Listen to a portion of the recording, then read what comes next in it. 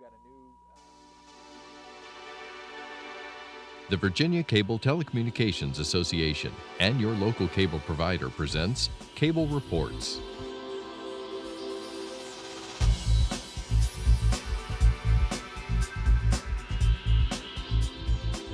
Join us now as Cable Reports brings you up to date on current issues facing the Commonwealth through discussions with your local legislators and other policymakers from across Virginia. From the General Assembly and the City of Richmond, I'm Woody Evans for Cable Reports, brought to you by the Virginia Cable Telecommunications Association and Comcast, connecting Virginians to their government. We're pleased to have Delegate Nick Freitas with us here this morning, representing the 30th District. Talk to us about your district. Well, the district's comprised of a portion of Culpeper, the southern portion of Culpeper County, all of Orange and all of Madison counties, located in the Piedmont District of Virginia. It's God's country, Virginia. Every delegate claims that. The difference is it's true when I say it. So, but now, is your district more rural in nature as opposed to urban, or is there a mix? It's definitely more rural. We do have towns with Madison, Orange, and Culpeper, but it is absolutely a rural district. So, what supports the economy there? Well, a variety of things. Agriculture is obviously very important. We also have a robust healthcare industry, and then we have various wineries, distilleries. It's beautiful horse country, and then a lot of robust small businesses in the area as well. Now, what got you interested in politics? I believe I saw something about you toiling in the Republican vineyards when you were 15 years of age. That's true. My mother was actually the president of a Republican women's organization in California, which can be a difficult place to be a Republican, and so I definitely learned on the mean streets, right? But I've always been interested, obviously, with respect to policy, both growing up in high school with my mother as a major influence, and then obviously in the military as well. There was a lot of concern with respect to policy and defense policy specifically.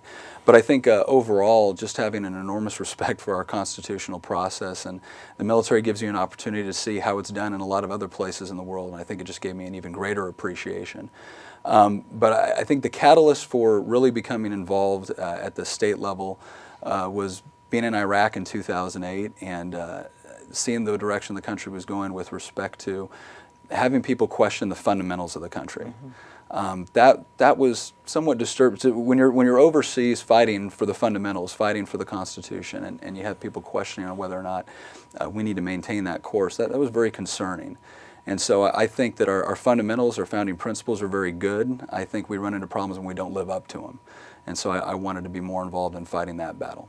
And I think you were instrumental in helping now Senator Bryce Reeves unseat a 28-year incumbent.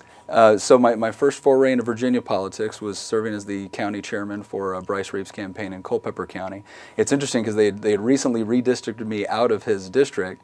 But the first time I called up his office, I thought I was talking to a staffer for the first couple of minutes, just a very kind, outgoing, friendly person. And about a minute or two into the conversation, I realized I'm talking to the candidate. And we had served in similar places within the military, and thank the world of Bryce, and very happy that he won his election, and certainly hope there's more to come for him. So how has the transition been as a freshman legislator? You know, I have to tell you, I talk to people that serve in Congress. I have some good friends up on the Hill across the Potomac, and I think it is so different at the state level with respect to just the overall actions and how we work together, not only within the Republican caucus, but across party lines as well. So everyone has been very helpful. I mean, obviously there's always someone to give you a nudge when you need it, or to fill you in on general practices or parliamentary procedures. So overall, it's just been a great experience. And I take it there is this contrast between the state of Virginia and what's going on in Congress, and this whole concept of being a citizen legislator for a short period of time is very important. I think so. I've lived in states that have full-time legislatures, and I can tell you that when you pay politicians to do nothing but sit around and write laws, they write a lot of them, and many of them aren't very good.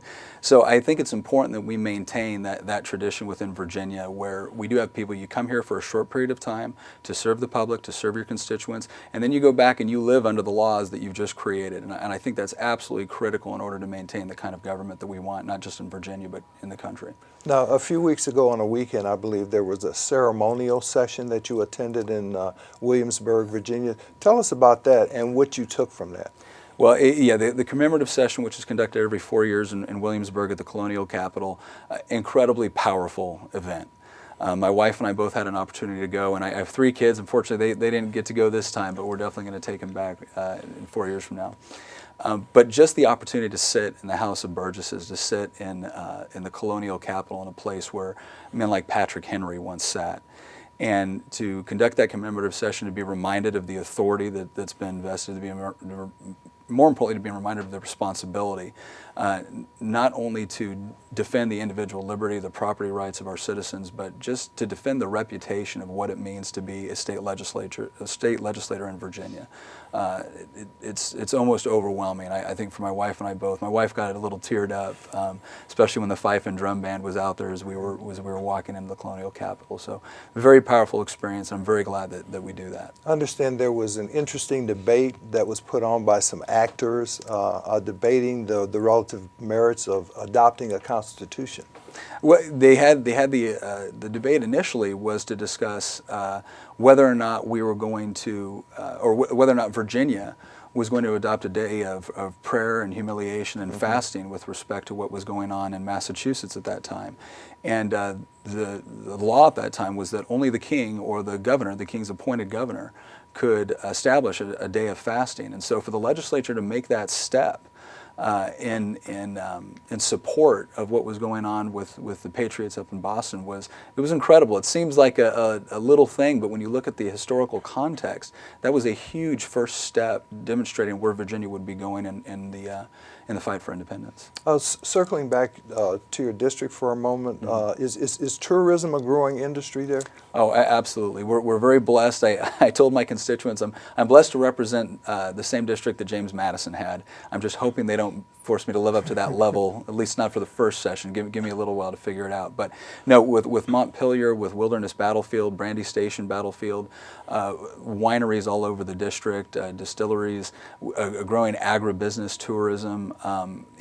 Tourism is the number 2 business in Virginia, and we have a lot of historically significant areas to visit within the 30th district, and it is definitely a growing industry. And it's also exciting to see how that's developing. I think that historical tourism is obviously one of the biggest drives in Virginia, and I think that we're adopting a method or a process for that which both respects hallowed ground, but also understands that if you're really going to preserve some of these historical sites, it's not just about preserving the place, it's about preserving the importance of what happened there in the minds of the children, of the tourists that come, of your citizens, and I think some of the process that we're going through with that is very exciting to see, and it's only going to continue to grow. I believe agriculture actually employs more people in the Commonwealth than any other private industry. Talk to us about the importance of agriculture. Oh, well, I think it's important for 2 reasons. One is the economic component just can't be underestimated. So everything from corn, soybeans, cattle, turkeys. It's a very robust business in agriculture and the various things that go into that with respect to growing, raising animals, the fishing industry, whatnot, all of that fits within that broader category. So economically, it can't be underestimated. But the other thing that I think is so important about agriculture and our farmers, our small farmers, is that there's a connection to the land. My father used to say that there's certain jobs that you do, and there's certain jobs that are a part of who you are. And I think for many people, agriculture falls into that category where it's a part of who they are. And when you have people that own family farms that have been there since the Revolution, that connection it's just incredible. And I think it's very important not only for the economic aspect of Virginia, but also for the cultural dynamic as well. Now, are there any government funding programs that are available to farmers? I know there's a Commonwealth Opportunity Fund. I think there may be one relating to agriculture as well. Yeah, there's various funds that are available, and then through the Virginia Cooperative Extension and whatnot, we have different educational funds, a lot of good programs out of Virginia Tech. I think one of the things that, when I talk to a lot of farmers, what they want is not so much subsidization. They want to be left alone. They understand the environmental concerns, they understand the market concerns with respect to their product, and they want to be freed from a lot of these regulations, especially some of the onerous ones that seem to creep over the Potomac from Washington, D.C. They just want to be left to farm in the way that they know best. And I think that when you allow them that freedom, the innovation aspect of it is so much better, and then allowing them to be able to diversify and allow not only with respect to crops or with different products, but also with respect to different methods of export opportunities. Again, I think if you allow farmers to do what they do best without onerous government regulations and taxes, that's the way to ensure that farming continues and flourishes in the Commonwealth. Talk to us about your committee assignments. So I'm on 2 committees, Science and Technology and Finance. Science and Technology, we're including space to that, so I always say that we now have the largest jurisdiction we have of any committee, since we get all of space. But it's an exciting committee to be on, because you understand what's happening with the future of technological innovation within Virginia. So with issues like cybersecurity, aerospace technology, a lot of our defense-related industry in Virginia falls within the Science and Technology Committee, and so that's an exciting one to serve on. Finance I'm very excited about. I enjoy going through and looking at tax policy, because my goal is always to keep it as fair and low as possible. And so the opportunity to look at how we can adjust the tax code to make it more fair across the board, to make it more equitable, and to ensure that when we raise taxes, we're only doing it for legitimate functions of government. So guarding against that sometimes mission creep is something that's very appealing to me, and I'm very proud to serve on both committees. In terms of science and technology, I don't think many people realize that the Commonwealth has a facility, a space facility at Wallops Island. Yeah, I think you're right. In fact, we have 2 NASA facilities in Virginia, and I've been recently educated that we're the only state to be able to feature that. And so I think between our facilities at Langley and Wallops, it's a great opportunity with respect to advancing technology. It's a great economic opportunity. I think the other thing that's very exciting is they provide a lot of educational programs. So we have students within the Commonwealth where right down the road from them, there's different programs where they can go and actually assist in the development and launch of rockets. And so that's an incredible STEM opportunity for our students in Virginia. Talk to us about the school districts in your district and how they are doing. Sure. Well, we're blessed to have some very good school districts in Culpeper, Madison, and Orange. In fact, we just had the school boards for Orange and Culpeper visiting yesterday, talking about some of the opportunities that they're trying to extend within the programs. I think one of the things that we see developing that is very encouraging to me is the CTE, or the Career Technical Education programs. So the robotics team in Orange County, Virginia, the very first year they participated in a statewide robotics competition. They won first place in conjunction with 2 other schools. Wow.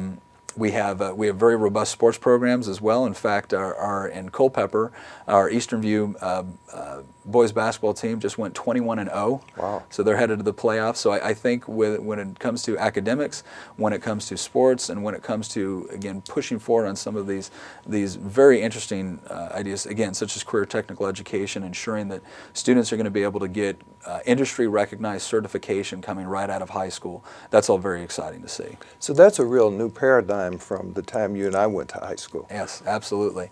No, and I think it recognizes a need within industry in Virginia, and I think it's very encouraging to see industry taking an active role in both supporting education, not just financially, but also providing some of the people that can come in and teach these classes, because we want our students to leave equipped. We obviously want them to have that good basic education with respect to a wide variety of fields, but we also want students to realize from an early age that there is a number of opportunities and they can start working on them now. Doesn't mean they can't change their mind and go into a different career field later on, but I think that when a student is focused not only on graduating, but with the understanding that with this diploma and with this industry recognized certification, I'm starting ahead of the game and going into an environment and looking at a career, not just wondering what am I going to do next. You mentioned cybersecurity earlier on, and I've seen some numbers that suggest currently there are like 17,000 jobs available, and the average starting salary is like $80,000. $100,000. No, it's a very robust, it's a growing industry, and I can say, having worked on the defense side and having worked on the private side with respect to trying to fill cybersecurity positions, it's difficult. And one of the biggest things that we're looking for is those industry recognized certifications. So when you have kids that are going through now and getting coding requirements and being able to take various online testing for some of these, again, very important certifications, it's setting them up for success, and it's also focusing their attention if they do decide to go to a 2 or 4 year university in order to get additional education. I think it's really focusing them right from the get-go. I know that I won't speak for everybody, but I know that a lot of people, when they get into college, a lot of my friends, the first couple of years, they just weren't sure what they were going to do. And they ended up having to go 5, 6 years of college to get what is typically a 4-year degree. And I think that when we equip these students and we get them teamed up not only with educators but also with industry, and they recognize the possibilities, they're a lot more focused throughout their education. They come right into very well-paying jobs. And that's critical for another reason as well, is we talk a lot about certain jobs going overseas. And sometimes that happens because, quite frankly, we have certain economies overseas that are not as developed, and they're able to be highly competitive with some of these jobs. That's why we need to focus on getting our kids educated on high-tech jobs that are cutting-edge technology. The way to remain an economic leader is to make sure that you have that one, you're providing an economic environment with low taxes, low regulatory burdens, so that those high-tech jobs can flourish, and then you're also providing an educated workforce that is able to go right in and fill those jobs. Is there any appetite in your district for charter schools? We only have 9 in the Commonwealth now. I know there's a move afoot to transfer jurisdiction from local school districts to the state in order to encourage more charter schools. Well, I think that there's 2 things that are happening with that. One, I do think that the concept of school choice as an overall philosophical concept is very popular. The numbers that I read on that say that pretty much anywhere from 60 to 70%, depending on the various groups that you talk to, support some sort of school choice. Now, I think that what we're trying to do right now with the charter school bill that's going through the constitutional amendment is, one, we want to send the question to the people in the form of a referendum and let them decide on whether or not this is something they want to expand. 2, we're not taking control out of the hands of the local school boards. I certainly don't want to do that. But the reason why I support this legislation is because we will have enabling legislation with it. And essentially what we're trying to do is we're trying to take away the veto power of any one organization. So I think when and this was something I talked with our school boards about, and they were obviously concerned. I don't like transferring power to Richmond. I like to keep it local. But I think when Washington, D.C. has, I believe it's 114 charter schools, when North Carolina has over 100, Maryland has over 100, and Virginia only has 9, I don't think that's because people in the Commonwealth don't want charter schools or don't want the opportunity to maybe participate in a charter school. I think it's because the way it's currently set up, there's one place you can go to get approval, and if they say no, that's it. And in most of these other states or jurisdictions which have charter schools or a more robust charter school option, it's because there is an appropriate appeal process. So I think what you're going to see with this is, I think the people are going to support this charter school legislation, but I think the reason they're going to support it is because we're going to have enabling legislation that makes the local school boards an active part of the approval process, provides a great deal of deference to them, but we're not going to give them an absolute veto over the entire process. Talk to us about homeschooling. There are a lot of parents who homeschool their children. And when we talk about high school athletics, there's an issue there. I see that the Tim Tebow bill has made its way once more through the House and the Senate. Talk to us about those issues. Well, I actually am a homeschool parent. So I have 3 children that we homeschool right now. My oldest daughter is 13. My oldest daughter Lily is 13. My son Luke is 10, and my youngest daughter Allie is 8. I'll tell you, when it comes to homeschool, one of the things that I love about it is that it allows us to innovate. And homeschool is definitely not what it was 20 years ago. There's co-ops, there's different support networks, the online capabilities that are now available to homeschool parents is very impressive. And I want to say that we didn't put our kids into homeschool because our kids were going to public school in Virginia for a while. And we didn't take them out because we had a problem with our teachers. We loved our teachers. But we did find it difficult to work through some of the bureaucracy, and that's some of the things that we're trying to change up here in Richmond right now.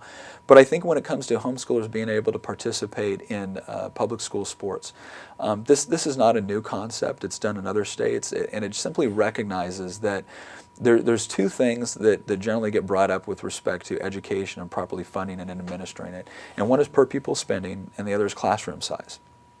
Well, as a homeschool parent, when I take my child out of the classroom, I reduce the overall classroom size, and then they're still getting state funding. They may not get some federal matching funding, but they're still getting funding. So the overall per pupil spending increases when I take my child into homeschooling.